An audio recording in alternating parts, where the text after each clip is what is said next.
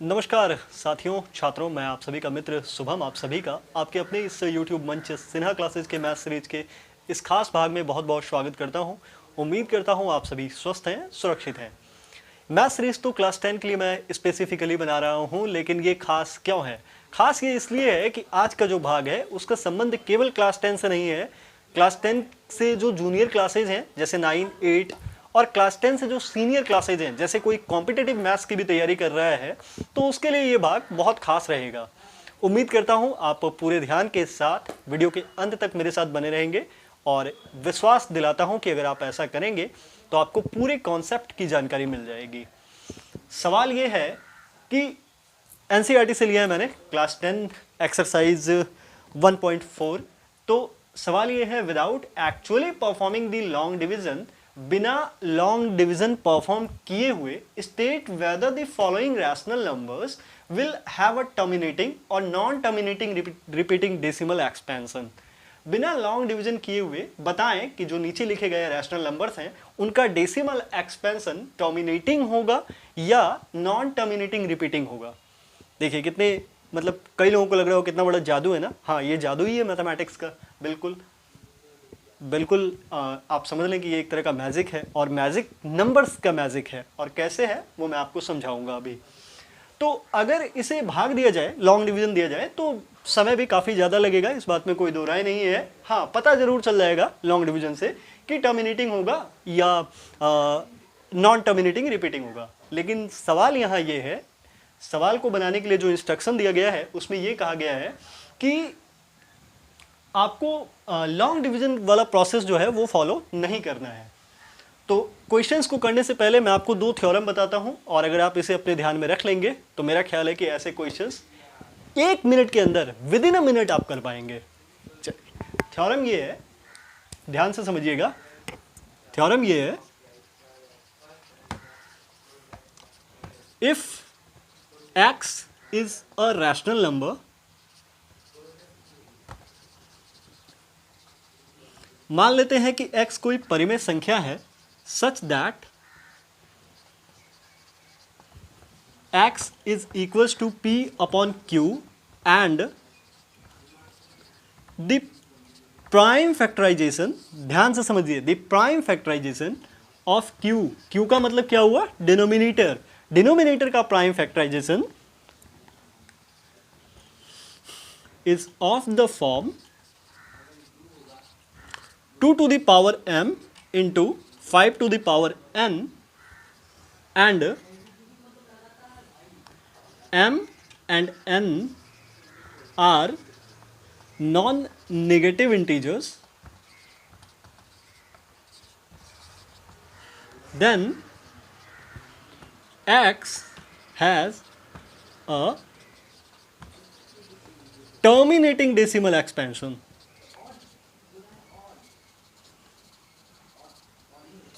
देखिए, competitive maths की तैयारी कर रहे बच्चे भी बड़े ध्यान से समझिए, कितना आसान है ये। मान लीजिए कि x कोई परिमेय संख्या है, कोई रैशनल नंबर है, तो उसे p अपॉन q के फॉर्म में लिखा जा सकता है। और अगर ऐसी संख्या है जिसमें कि q का प्राइम फैक्टराइजेशन, यानी जब हम q को प्राइम फैक्टराइज करते हैं तो उसका form 2 to the power m into 5 to the power n हो जाता है, जहाँ की m और n दो नॉन नेगेटिव इंटीजर्स हैं। तो साफ मतलब हो जाएगा इसका कि x का जो डेसिमल एक्सपेंशन होगा वो टर्मिनेटिंग होगा। इसका मतलब उसका जो डेसिमल होगा वो एक सर्टेन नंबर, सर्टेन डिजिट्स के बाद रुक जाएगा।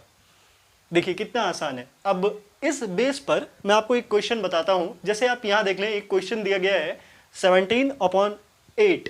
जब हम लोग, जाहिर है कि जब इसके प्राइम फैक्टराइजेशन की बात हो रही है, m और n के प्राइम फैक्टराइजेशन की बात हो रही है, तो इसका मतलब साफ है कि हम लोगों को डिनोमिनेटर को प्राइम फैक्टराइज करना होगा। तो जब आप 8 को प्राइम फैक्टराइज करेंगे तो उसका फॉर्म बनेगा 2 to the power 3 और 2 क्यूब। इसका मतलब साफ हुआ कि यहाँ पर जो डेसिमल, जो q का जो प्राइम फैक्टराइजेशन है जब हमने किया तो वो 2 और 5 के फॉर्म में आ रहा है। अब आप पूछोगे 5 के फॉर्म में कैसे आ रहा है? एक्चुअली सच्चाई ये है, अगर मैं लाइसेंसस होकर बोलूं और एकदम खुले शब्दों में कहूं तो आप ऐसे समझ लीजिए कि अगर q का प्राइम फैक्टराइजेशन केवल 2 या केवल 5 भी हो तो आप आंख बंद करके ये कह सकते हैं कि जो गिवन रैशनल नंबर है उसका डेसिमल एक्सपेंशन टर्मिनेटिंग होगा। इसका कारण ये है कि जहां पर 2 टू द पावर 3 है वहां आप ऐसे भी लिख सकते हैं 2 cube into 5 to the power 0। We know that x to the power 0 is equal to 1। तो इसका मतलब साफ है कि ये जो 17/8 है इसका जो डेसिमल एक्सपेंशन होगा वो टर्मिनेटिंग होगा। अब आप एक बार इसे लॉन्ग डिवीजन से भी करके देख लें। तो जब आप लॉन्ग डिवीजन से करेंगे तो 8 2 जा 16 1, 8 1 जा 8 2, 8 2 जा 16 4, 8 5 जा 40, 2.125 या आप ऐसे कह लें कि 17/8 इज इक्वल्स टू 2.125। तो कितना मजेदार है, देखिए बिना लॉन्ग डिवीजन किए ही हम बता सकते हैं। मैं एक बार फिर थ्योरम रिपीट कर देता हूं, अगर आप वीडियो के साथ मेरे साथ रिपीट करेंगे तो मेरा ख्याल है लंबे समय तक आपके ध्यान में रहेगा। If x is a rational number such that x is equals to p upon q and the prime factorization of q is of the form 2 to the power m into 5 to the power n and m and n are non-negative integers, then x has a terminating decimal expansion। उम्मीद करता हूं आप समझ रहे होंगे। ये theorem 1 था। अब हम लोग थ्योरम 2 को देखेंगे। अच्छा, थ्योरम 2 के लिए मुझे ज़्यादा नहीं लिखना पड़ेगा, बहुत आसान है। थ्योरम 2 ये कहता है कि if x is a rational number, मान लीजिए कि x कोई परिमेय संख्या हो जिसमें कि q का प्राइम फैक्टराइजेशन यानी डिनोमिनेटर का prime factorisation is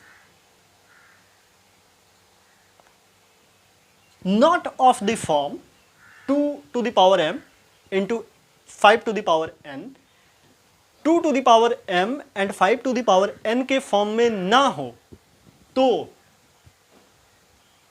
the x has a non-terminating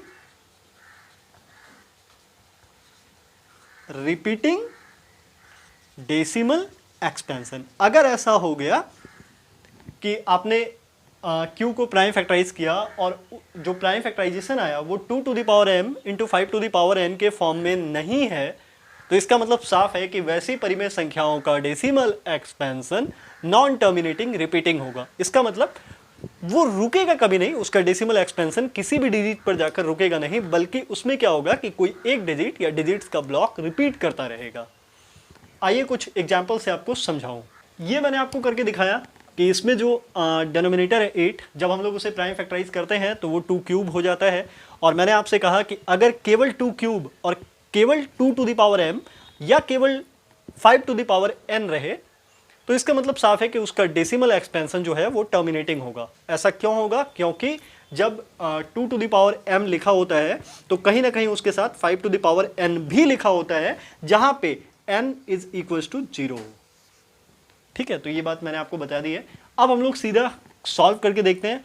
तो जब हम लोग 13/3125 यानी 3125 को प्राइम फैक्टराइज करते हैं तो एक बार करके देख लिया जाए। तो जब हम लोग 3125 को प्राइम फैक्टराइज करते हैं तो हमारे पास होता है 5 टू द पावर 5। इसका मतलब साफ है कि 5 टू द पावर 5 के साथ 2 टू द पावर 0 भी लगा हुआ है। और मैंने आपको अभी कहा कि अगर अकेले भी 5 के फॉर्म में आ जाए, 2 के फॉर्म में या 5 के फॉर्म में डिनोमिनेटर एक्सपेंड करने पर, प्राइम फैक्टराइज करने पर आ जाए, तो इसका मतलब साफ है कि उस रैशनल नंबर का डेसिमल एक्सपेंशन टर्मिनेटिंग होगा। तो इसका मतलब इसका डेसिमल एक्सपेंशन टर्मिनेटिंग होगा। फिर हम लोग एक बार इसे सॉल्व करते हैं। तो जब हम लोग इसके डिनोमिनेटर को फैक्टराइज करते हैं तो हमारे पास होता है 5 इंटू 91, 5 इंटू 13 इंटू 7। इसका मतलब ये हुआ कि यहाँ 5 तो है लेकिन ना तो 2 है और ना ही वो अकेला है, बल्कि यहाँ पर 13 और 7 भी साथ में है। और जब भी ऐसा होगा, ध्यान से समझिए कि 5 और 2 के साथ कुछ और भी रहेगा, तो उसका मतलब साफ हुआ कि इस रैशनल नंबर का डेसिमल एक्सपेंशन नॉन टर्मिनेटिंग, ध्यान से समझिए, इस तरह के रैशनल नंबर का decimal expansion non terminating, repeating या रैकरिंग होगा। समझ पा रहे हैं? अब इस सवाल को देखिए। इस सवाल में डिनोमिनेटर को प्राइम फैक्टराइज ऑलरेडी किया हुआ है और यहां पर 2 टू द पावर 2 है और 5 टू द पावर 7 है, लेकिन इन दोनों के साथ 7 टू द पावर 5 भी है। और मैंने क्या कहा कि केवल 2 के फॉर्म में होना चाहिए या केवल 5 के, या दोनों हो जाए 2 और 5, तभी वो डेसिमल एक्सपेंशन जो है टर्मिनेटिंग होगा। यहाँ 7 टू द पावर 5 भी है और इसलिए इसका decimal expansion again non terminating repeating होगा। समझ पा रहे हैं? उम्मीद करता हूं कि आगे के ये 2 क्वेश्चंस आप खुद रिवीजन के लिए, अपने अभ्यास के लिए आप कर सकते हैं और फिर आप अपनी एनसीईआरटी बुक से देख सकते हैं इस क्वेश्चन को। तो 6/15 है, अगर मैं इसे प्राइम फैक्टराइज करूं तो ये हो जाएगा 3 इंटू 5। अब आप मुझे बताओ कि यहाँ 5 तो है लेकिन 2 नहीं है, और अगर वो नहीं भी है तो चलेगा, लेकिन इसके साथ 3 लगा हुआ है। तो अब आप मुझे बताइए कि इस तरह के रैशनल नंबर्स का डेसिमल एक्सपेंशन कैसा होगा। उम्मीद करता हूँ कि ये भाग सभी छात्रों के लिए काम लाभदायक रहेगा, फिर चाहे वो क्लास 10 के बच्चे हों, उनके लिए तो बहुत लाभदायक है, और कॉम्पिटिटिव एग्जाम्स के बच्चों के लिए भी कहीं ना कहीं ये लाभदायक होगा। मैथ सीरीज के एक अगले भाग में आपसे बहुत जल्द फिर मुलाकात होगी। स्वस्थ रहें, सुरक्षित रहें। जय हिंद।